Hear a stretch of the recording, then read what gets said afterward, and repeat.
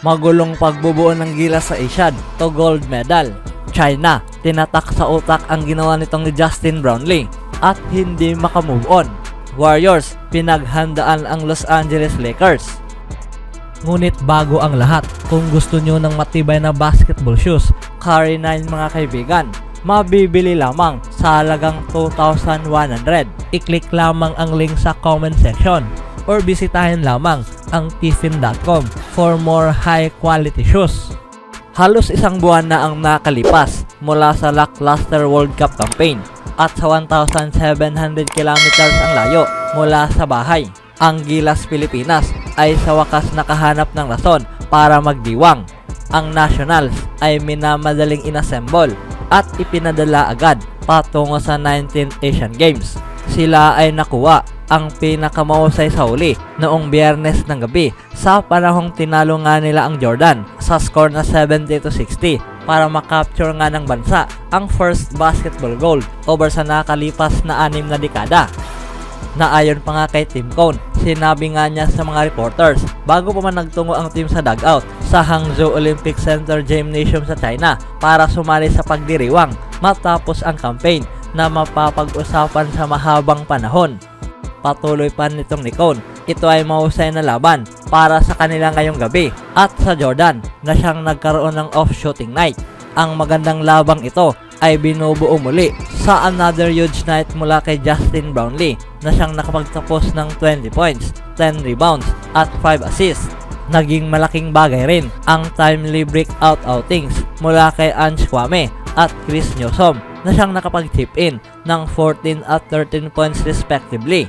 Ang Gilas Pilipinas ay naging commendable sa depensa na kung saan nalimitahan nga nila ang unbeaten Falcons sa 26% shooting mula sa field, ang kanilang worst sa Continental Showcase at nangyari pa mga kaibigan sa panahong sila ay nakikipaglaban sa unang pagkakataon para sa gold.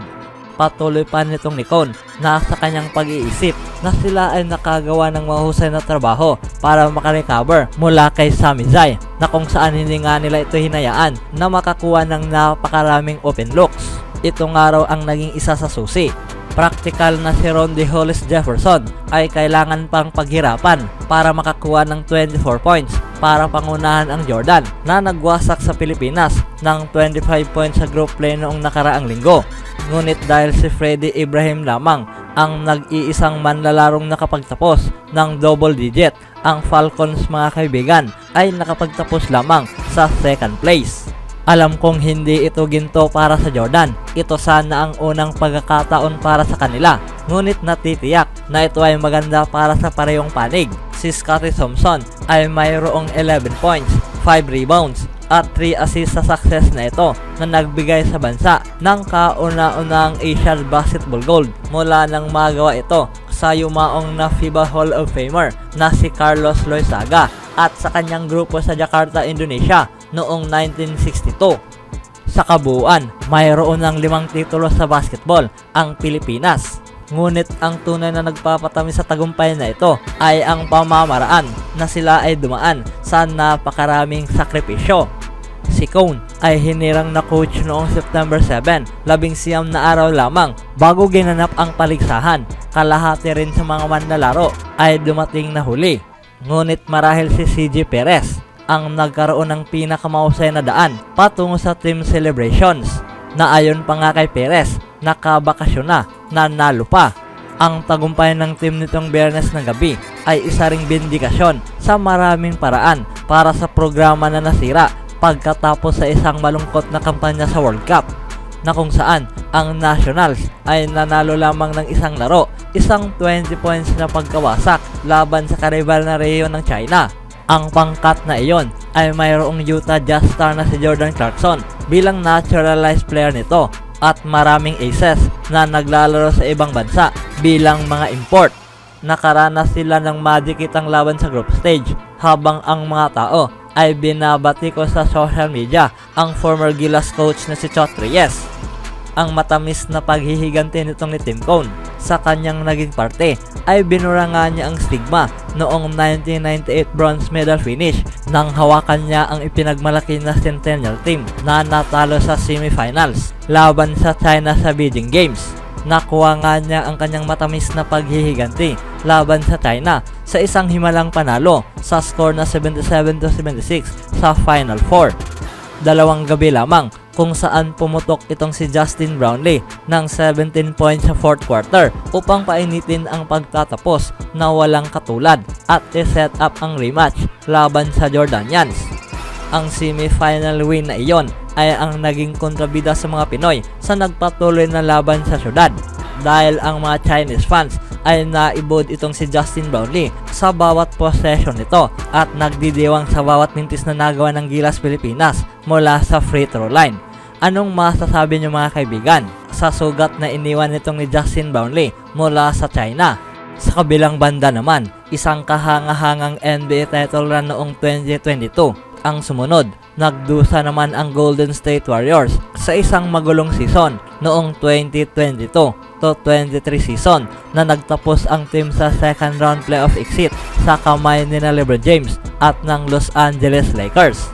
Halos hindi pa sila umabot sa ganoong kahabang series dahil kailangan pa nila na gumawa ng 50-point Game 7 performance itong si Stephen Curry para sa Golden State nang sa gayon maiwasan ang pagkatalo sa first round laban sa Sacramento Kings. Dahil sariwa pa ang sugat, gumawa ng makabuluhang pagbabago ang Warriors ngayong off-season, lalong-lalo na ang pagpapalit nila dito kay Jordan Poole para sa veteranong guard na si Chris Paul. Sa ngayon, ang fit ay swabing-swabe ayon kay Stephen Curry at binigyan nitong ni Paul ang Warriors ng preskong mukha sa depensa. Ang balikan ang post-season disappointment, sinabi ng Golden State head coach na si Steve Kerr noong Biyernes ng gabi na ang kanyang kupunan ay kailangang ma-adapt agad kung sakaling ang mga bagay ay hindi gumagana. Inilantad kami ng Lakers, sabi ni Kerr. Hindi kami naging very well-rounded team noong huling taon, kaya alam nila, pinanood namin ito. Kami ay nalimitahan nila sa depensa, ngunit wala kaming nagawang pantapat para rito.